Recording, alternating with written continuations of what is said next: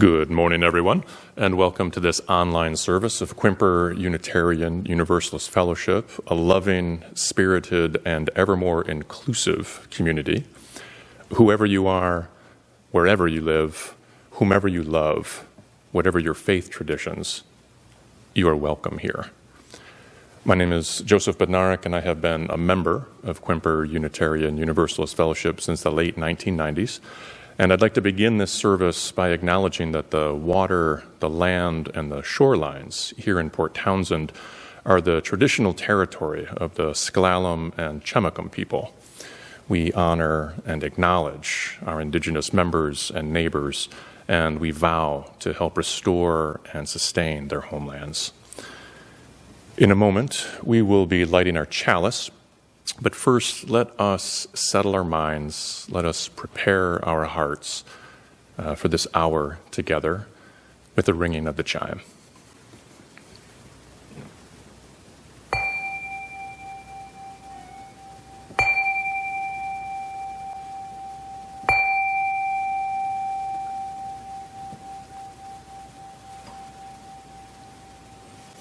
It is very, very good to be together this morning. And our call to community this morning is come sing a song.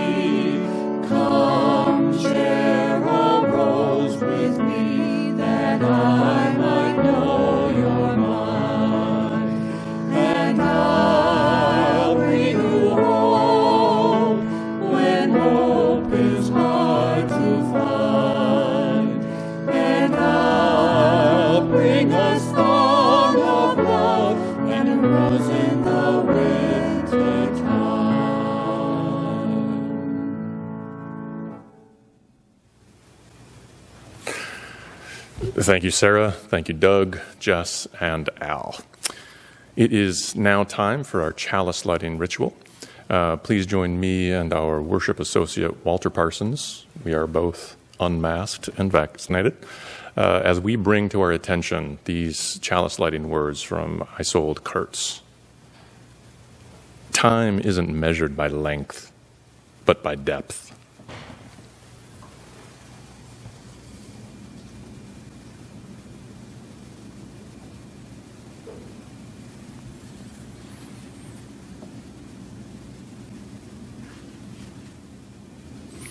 On this Memorial Day Sunday, our opening words are from the greatly inspirational Helen Keller and her book entitled My Religion. It should never be forgotten that death is not the end of life, but only one of its most important experiences. In the great silence of my thoughts, all those whom I have loved on earth, whether near or far, living or dead, live and have their own individuality, their own dear ways and charm. At any moment, I can bring them around me to cheer my loneliness. It would break my heart if any barrier could prevent them from coming to me.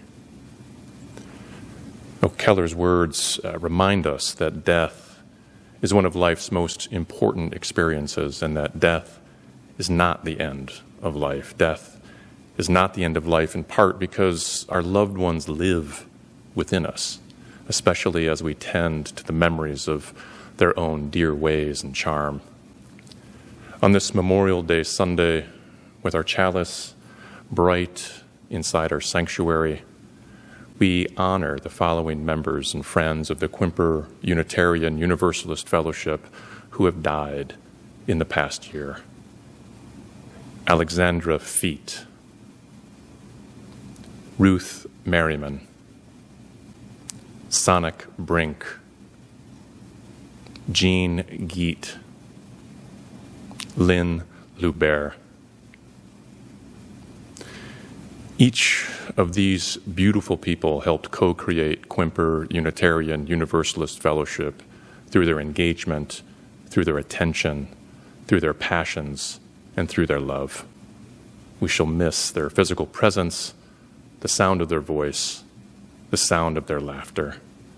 And as we honor their memories and celebrate their lives, let us also recall our chalice lighting words. Time isn't measured by length, but by depth. So with our dead loved ones in our hearts, let us make this Memorial Day Sunday deep time, worthy of a life. I now welcome Bo Olgren, our Director of Family Ministry, with a story for all ages. Bo. Good morning, everyone. This Sunday is usually the week of the year that we are at Quimper Camp over on Whidbey Island, and I know that we are missing it greatly this week. We are fortunate to be getting together more and more these days, and do know that Quimper Camp 2022 is going to be a true delight. This weekend is also Memorial Day weekend, a time where we honor and remember those who have died. And this week, actually, a pretty big person in the world of children's books died. His name was Eric Carle. He was a writer and illustrator, and he died at the age of 91 this week. So I wanted to share two of his stories today. The first is The Very Hungry Caterpillar, and the second, Thanks from the Very Hungry Caterpillar. Because the second one, I think, sums up the thanks I have for Eric Carle, as well as is a good story for any of those who we love who have died. In the light of the moon, a little egg lay on a leaf. One Sunday morning, the sun came up, and pop! Out of the egg came a tiny and very hungry caterpillar who started to look for some food. On Monday, he ate through one apple, but he was still hungry. On Tuesday, he ate through 2 pears, but he was still hungry. On Wednesday, he ate through 3 plums, but he was still hungry. On Thursday, he ate through 4 strawberries, but he was still hungry. On Friday, he ate through 5 oranges, but he was still hungry. And on Saturday, he ate threw 1 piece of chocolate, 1 ice cream cone, 1 pickle, 1 slice of Swiss cheese, 1 slice of salami, 1 lollipop, 1 piece of cherry pie, 1 sausage, 1 cupcake, and 1 slice of watermelon. That night, he had a stomachache. The next day was Sunday again, and the caterpillar ate through 1 nice green leaf. And then after that, he felt much better. Now, he wasn't hungry anymore, and he wasn't a little caterpillar anymore either. He was a big, fat caterpillar. He built a small house called a cocoon around himself. He stayed inside for more than 2 weeks. Then he nibbled a hole in the cocoon, pushed his way out, and he was a beautiful butterfly. And now to Eric Carle. Thank you for showing me to be kind to every creature, to care for the trees and sky and oceans, to be curious, gentle, and brave. Thanks for reminding me to wonder about everything, to dream of a peaceful world. Thanks for encouraging me to be a good friend, to sing my own song, and to always reach for the stars. But most of all, thanks for being you. May we remember all those we have lost and carry them with us forever. Thank you, Bo. What we'd like to do now is acknowledge and welcome those of you who are visiting us this morning. If you're watching this on our Facebook page or on YouTube, you're invited to say hello in the comment section and tell us your name and where you're from. If you're having a hard time seeing the chat section, simply take your computer or phone out of the full screen mode, and you'll see the chat section on the right-hand side of your screen. We'd love to hear from you. We hope you'll join us for our virtual coffee hour in our Fellowship Hall Zoom room. If you don't have that link, it will be posted in the chat section at the end of the service. And if you find this service useful or inspirational, we hope both, please share the link with your friends and family. So welcome, everyone. We're glad you're with us today. We will now receive the offering. Today, our collection will go towards the building, program, and staffing costs at QUUF. If you'd like to donate today, you have 3 options. Text the amount you'd like to give to the number now showing at the bottom of the screen. Go to our website, QUUF.org, and click on the giving link, or simply mail a check to QUUF. Just remember to put the name of the organization, which is QUUF, in the memo line. We will now gratefully receive your offering as we listen to Ikue play Ashokan Farewell.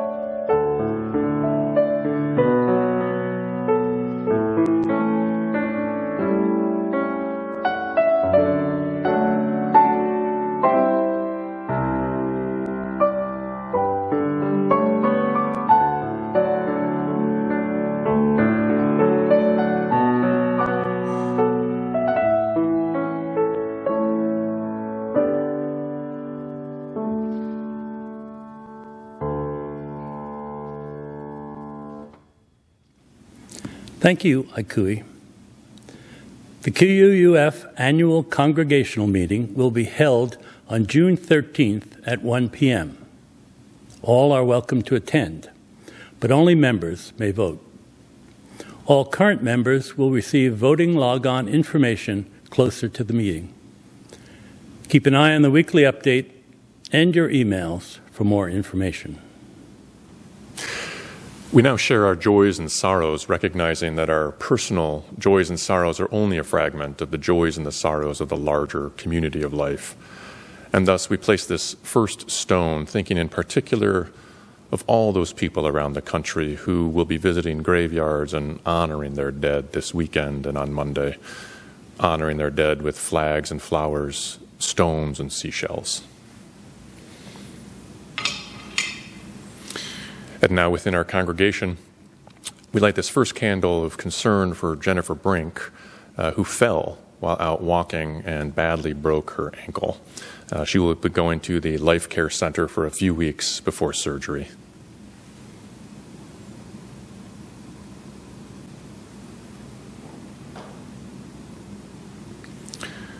We light a candle of joy and commitment for the Native Connections Action Group, Green Sanctuary, Animal Advocates, and the Social and Environmental Justice Council. These groups, each and all, are grateful to the QUUF board and 15 QUUF members for signing the letter of support for the Lummi in their quest to return the orca Tokate, whose Lummi name is Scullychucktanut, from the Miami Sea Aquarium, to have her return back to her ancestral home, the Salish Sea.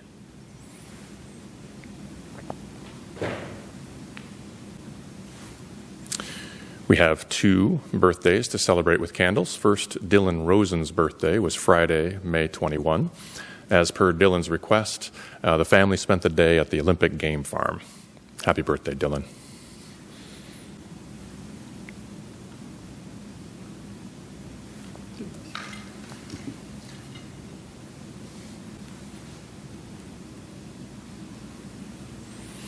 And Quentin Wald will be 101 this coming Friday, June 4. Let's have one candle celebrate 101. And now we place this final stone, holding in our hearts the joys and the sorrows we've just shared, but also thinking of joys and sorrows among us that are unexpressed and perhaps too tender to share publicly. And I invite you now for a moment of silence, which will be followed by a musical response.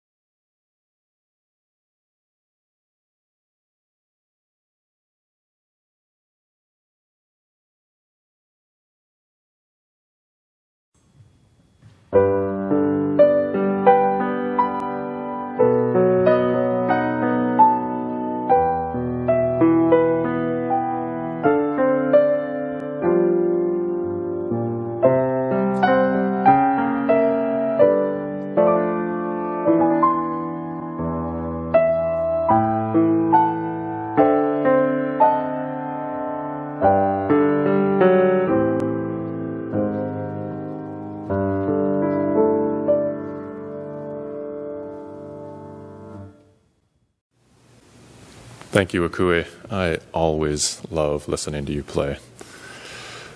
The reading this morning is by James Broughton, who was a poet and an avant-garde filmmaker. He was also known by the nickname Big Joy. That is a nickname that I aspire to. He died in Port Townsend in 1999, and his grave marker is less than half a mile away from our sanctuary doors up at the Laurel Grove Cemetery. His marker is a beautiful, rough-hewn stone with poetry engraved on it. It is definitely worth a visit this Memorial Day.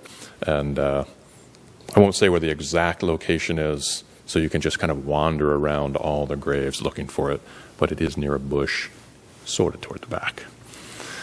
One reason I like this poem is because the title of it also doubles as one of my favorite bumper stickers of all time, and I'm sure that you've seen this bumper sticker around town. This is it. This is it by James Broughton. This is it, and I am it, and you are it, and so is that. And he is it, and she is it, and it is it, and that is that.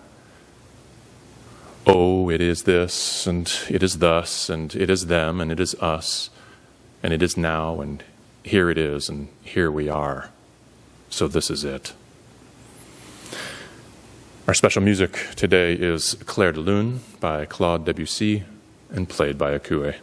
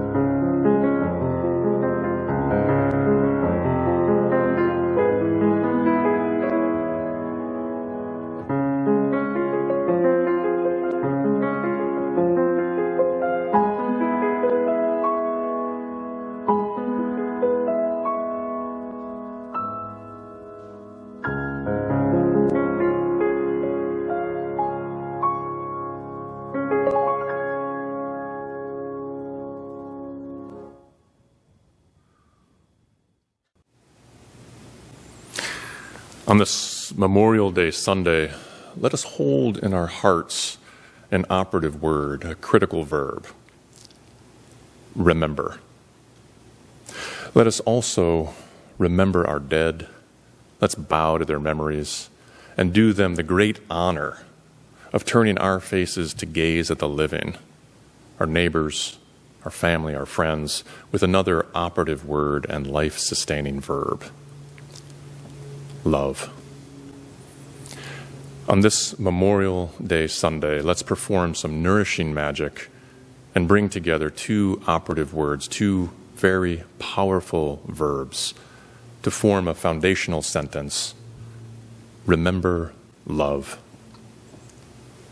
Remember love, past, present, and future. And that profound sentence, remember love, is the heart of Memorial Day, as well as the heart of what is going on right now within this virtual sanctuary of Unitarian Universalist Fellowship. We, who are in the midst of a pandemic, we the living, who are blessed with time. And if you gather any message close to your heart this morning, please let it be this: you are blessed with time. And when I attend memorial services for someone whose time has run out, I often imagine the actual birth of the deceased, their first moments on this planet, with their mother gasping and reaching for the baby, for that skin-to-skin contact, the relief, the wailing, the calming, the latching, the feeding, the marveling, and hopefully the blessed sleeping. And a few weeks after the birth of my twin daughters, my wife and I brought our newborns to the doctor for that so-called well baby visit. And when I went to pay for the exam, the attendant said, "No, that will be $20. And I was like, "Oh, wait a minute, I thought my copay was $10. And she said, "Well, yeah, it is $10 per patient, and you have 2 patients." And it was at that moment that I felt like I was standing with a mirror, in front of a mirror, and seeing that infinite regress of images of all the expenses that I would ever have in my life to help my children through their life. And at the end of that regress were 2 looming huge words, or phrases, I should say: college tuition, massive debt, times 2. Now, suffice it to say that those phrases just freaked me out. And yet, I stand before you this morning to say, remember love. With a strong and connected family and a lively community of neighbors and friends and fellow UUs, we transform those huge phrases, college tuition and massive debt, into graduation and education. And so pre-COVID, in a pavilion with thousands of people from around the world, I witnessed my 2 daughters cross a stage and receive their college degrees. And as they were doing so, I recalled a few lines of poetry from one of my favorite poets, a man named Jim Harrison. And here are a few lines from the poem. Going to the bar last Saturday night, I noticed that they were having high school graduation down the street.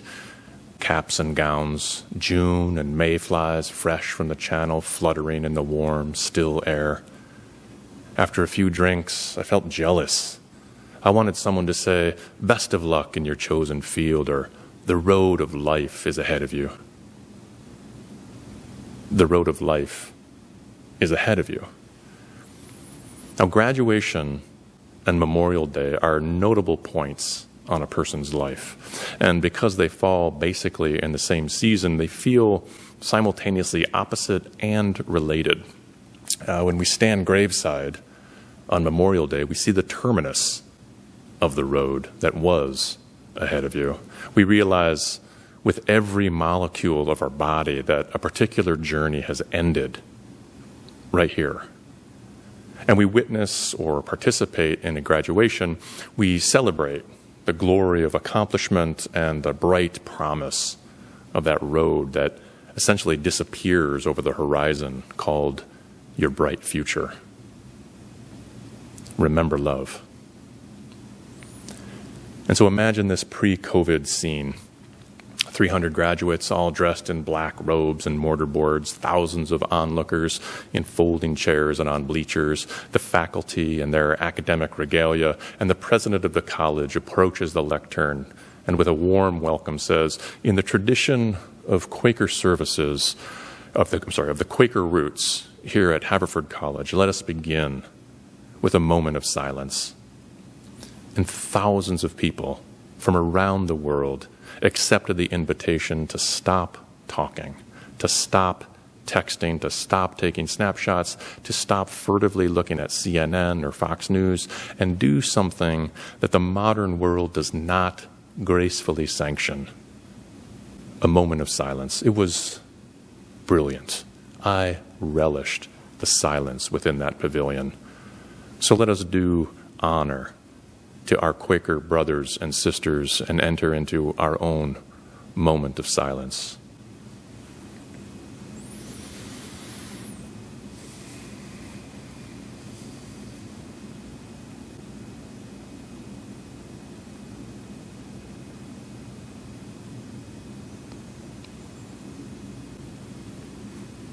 That silence that we co-created, tangibly measured in seconds, may be the most holy moment that you will experience this Sunday. And you need to know that that holy silence is always there. It is always present. All you need to do is call it forward. So with all these graduations thickening in the air this season, I got to thinking about the literary form of the commencement speech.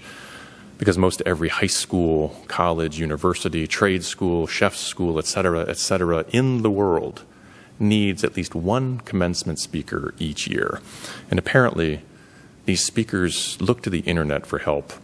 Because when you put the phrase in, how to write a commencement speech, into your favorite internet search engine, you will get over 10 million results, including an article from NPR entitled The Anatomy of a Great Commencement Speech.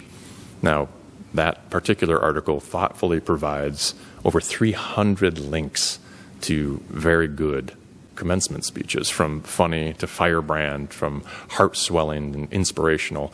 And I also, in my research, found and read several books of graduation speeches, including speeches by a Navy SEAL, speeches by a couple of novelists, speeches by a couple of journalists. And each and all were brilliant, they were moving, and this is key. They were applicable to the world at large, not just the fresh-faced folks in the audience sitting attentively waiting to receive their diplomas. And so deep in this graduation season, I will admit to a little dream that I have. I have always longed to be invited to give a commencement speech. I would love to stand in front of those robed seniors about to receive their degrees and try to meet the challenge of offering something memorable and useful and provocative as they set out on their life's road. And so I made a tactical decision.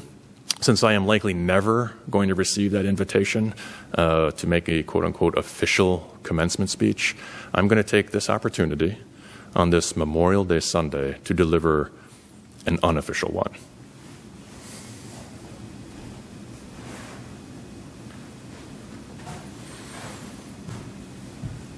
Good morning, and congratulations, members and friends of the Quimper Unitarian Universalist Fellowship.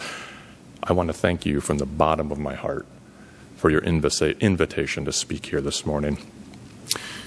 Living a good, attentive life in a world that is hell-bent on distracting you can be a huge challenge.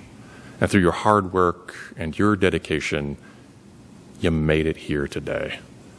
Though your life's road brought you to the sanctuary, albeit virtually, to celebrate and to sing, to remember and to love, and to do honor to the 7 principles that make Unitarian Universalism a vibrant and dynamic religion, and a powerful force for good in the world, a world that is calling for your attention. But truth be told, the religion that you practice is only alive and thriving when you bring those principles to life. Because dead people practice no religion. And let's be perfectly clear. To travel your life's road to get here this morning is itself an achievement, because to be is an achievement. Just ask Hamlet. Your existence necessarily precedes your engagement, and both, working in concert, are fundamental to the success of this religion, the religion that you are practicing this morning.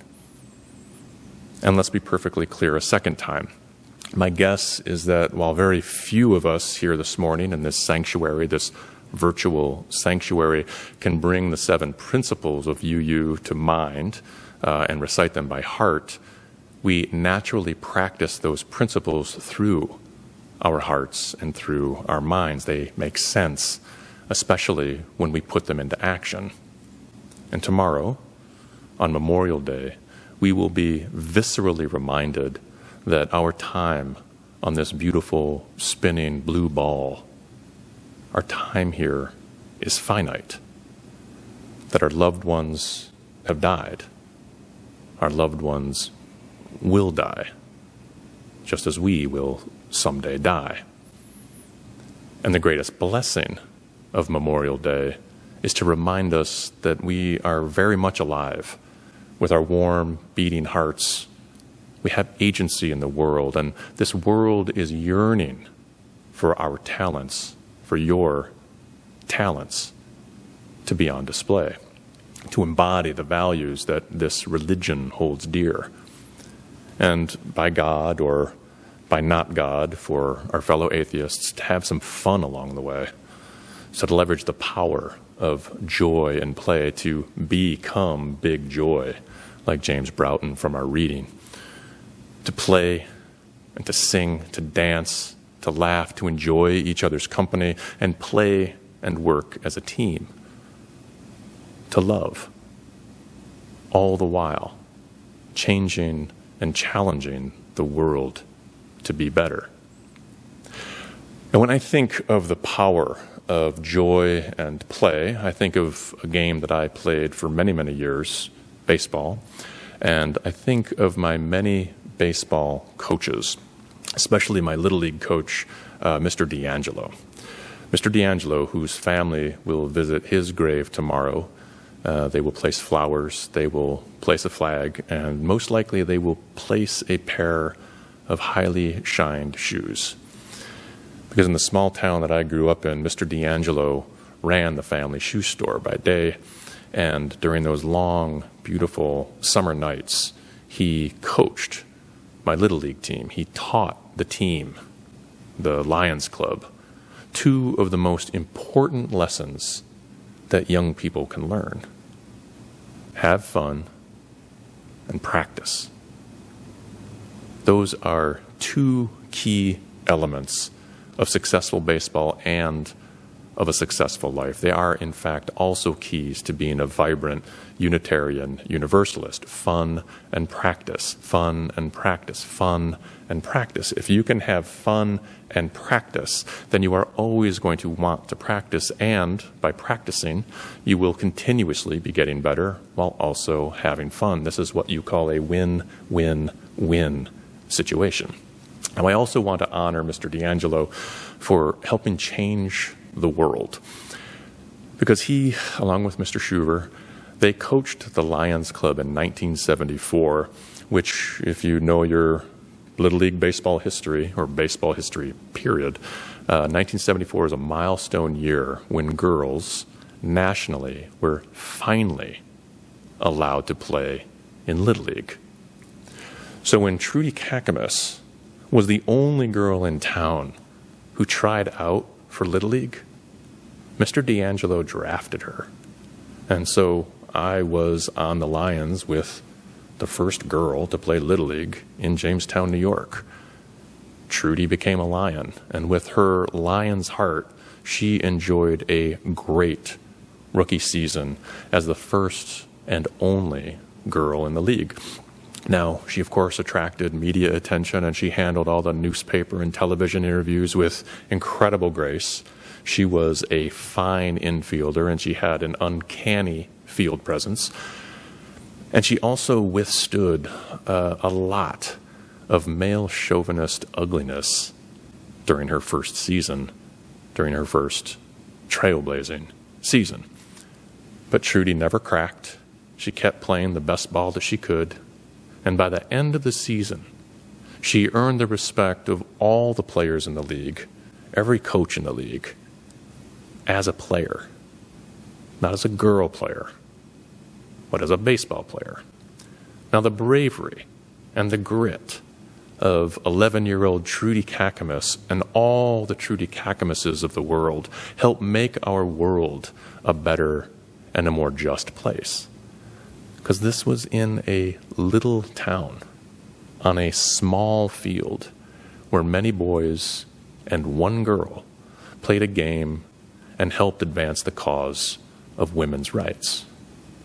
Now, a vast, abstract idea like women's rights becomes alive and tangible when embodied in the simple request of Trudy Kakamas. I want to play ball when the umpire shouts, "Play ball." Just as abstract religious principles become alive when they become specific, when they are put into play, when you practice love, when you practice justice. And so in honor of the grit and the drive of Trudy Kakamas to play a game where girls were not allowed to play, in honor of Mr. D'Angelo, who taught the wisdom of fun and practice, and in honor of the Unitarian Universalist call to remember love, we offer these commencement blessings.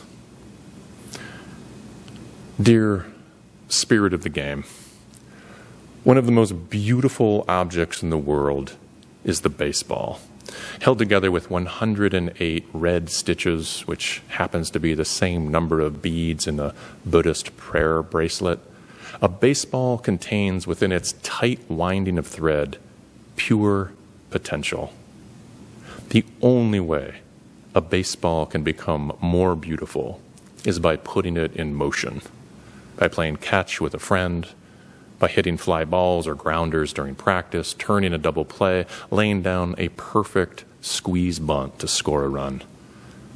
So on this bright Sunday, as we gather together to graduate into this morning that we have so richly lived toward, let us use the game of baseball as a metaphor and ask 4 blessings, one for each base. First base blessing. Allow us to realize the deepest meanings of these powerful words. Play ball! And by playing within our life as well as our skills will allow, and allow our play to deepen and expand our skills. Let us allow everyone who wants to play ball, and to make that play as fun and as fair as possible. This is called inclusion. Second base blessing. Allow us to remember, to always remember that everyone is on a team.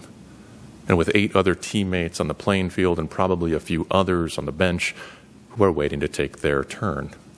Nobody can play baseball alone, just as nobody can live their life alone or practice religion alone. Community means common unity. And a well-functioning team is a fine example of common unity. Our responsibility as a singular ball player is to do the best that we can to allow our teammates and our opponents to do the best that they can. The game loves this. When everyone on the field is playing to the best of their abilities, we do honor to the game of baseball by playing the game well. This is a form of love. Third base blessing.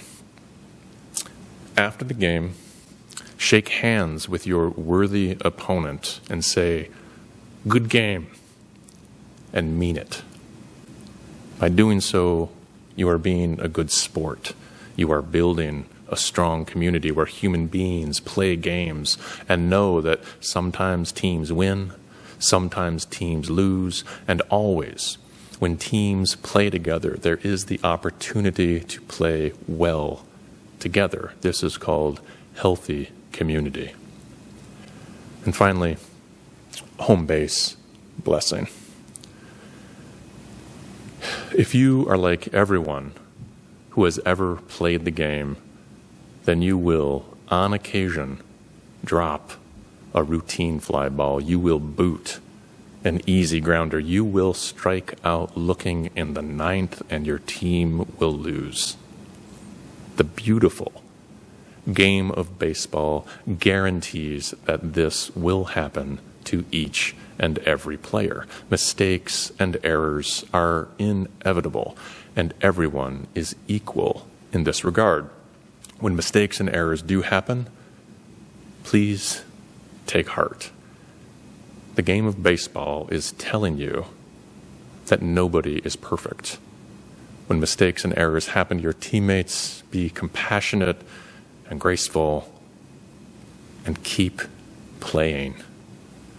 With every error, with every mistake, baseball is giving you and your teammates every reason to keep practicing, to keep improving, to take the ball in your hand and to put it in motion by playing catch with a friend, by hitting grounders and pop flies in practice, and then to do it with a joy in your heart that comes very close to heaven on this baseball-shaped earth. So congratulations, graduates. This bright Sunday, right now, your road of life is ahead of you. Go forth and play ball while remembering our dead would love nothing more than to be playing with you. On this Memorial Day, let us do our dead the great honor of playing the game with deep passion, deep love, so we can all tell them really good stories the next time we meet. Amen.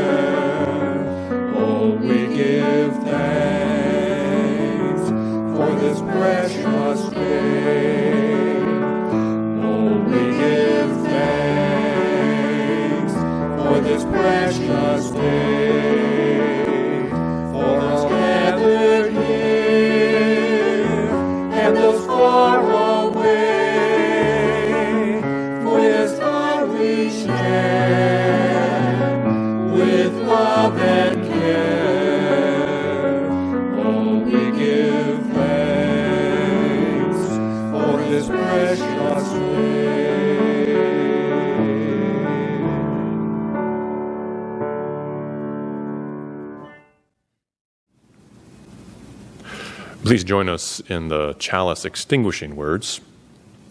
We extinguish our flame, but not the light of truth, the warmth of community, the fire of commitment, or the power of transformation.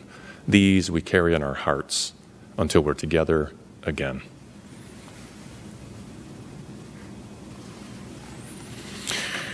After the service, I hope that you will join us for our virtual coffee hour.